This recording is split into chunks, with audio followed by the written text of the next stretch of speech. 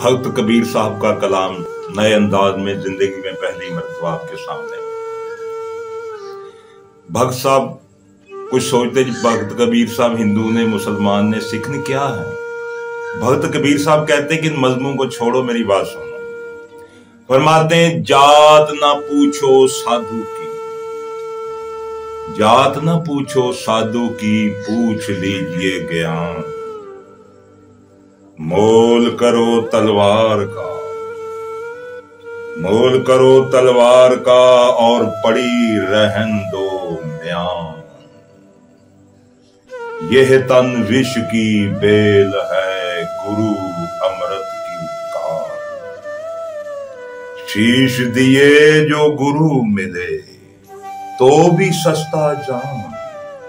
फरमाते सिर दित्या जे मुर्शिद हक हासिल होवे, जे सिर दित्या हक हासिल होवे, बाहु मौतों फेर की डरना। उन्होंने कहा फिर भी सस्ता सौदा है, अगर शीश दिए गुरु मिले तो भी सस्ता जान। प्रेम प्याला जो पिए, प्रेम प्याला, प्रेम प्याला जो पिए, शीश दक्षिणा दे। कहते जिसने प्यार मोहब्बत कायनात में मोहब्बत का प्याला, प्यार का प्याला पीना है, वो अपना सिर जो है वो नजराना दे, दक्षिणा।